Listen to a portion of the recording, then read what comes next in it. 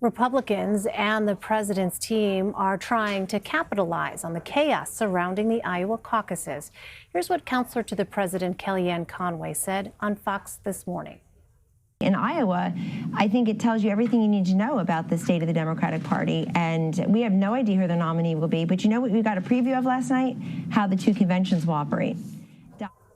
Targeting division among Democrats is a key part of the Trump campaign's reelection strategy, according to a new Politico article. The strategy involves injecting distrust and doubt into the Democratic Party amid a chaotic fight for the nomination to oppose him. Alex Isenstadt is a reporter for Politico and the author of that piece. Alex, thanks so much for being with us. Thanks for having me. So how is the Trump 2020 campaign using the Iowa caucuses to expose divisions in the Democratic Party?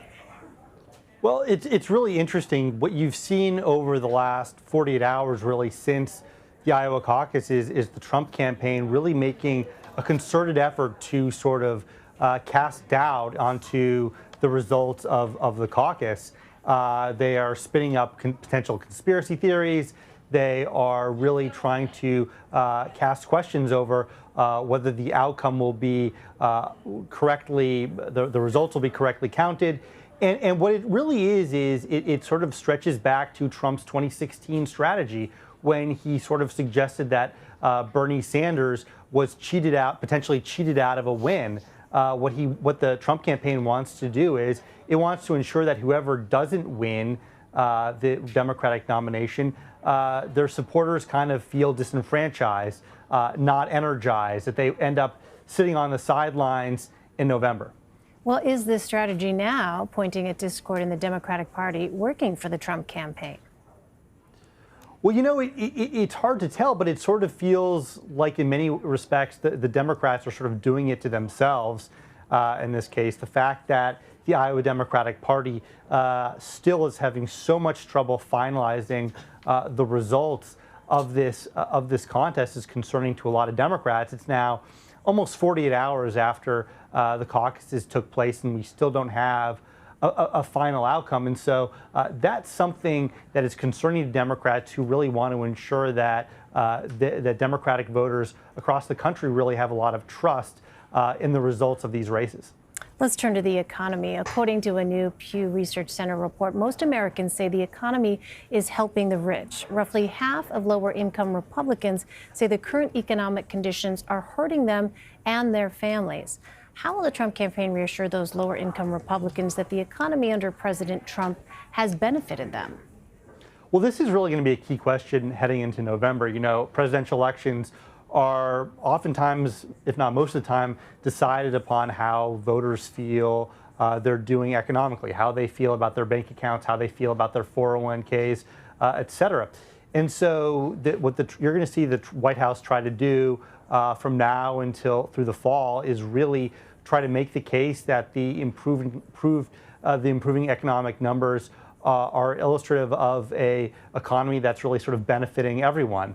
That more and more people have jobs, that unemployment's dipping.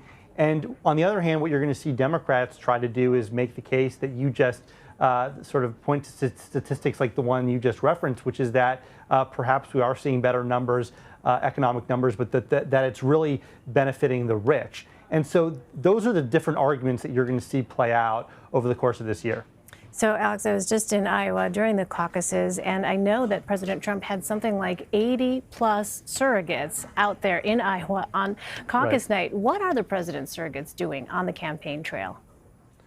You know, it's interesting, and I spoke to a number of different people sort of involved in this effort, and their explanation was that, no, Donald Trump's not worried about losing the Iowa caucuses. He's not worried about losing the Republican nomination. What they really wanted to do was the Trump campaign, was to sort of test their turnout mechanism, to test their turnout operation. The Iowa caucuses revolve around organizing.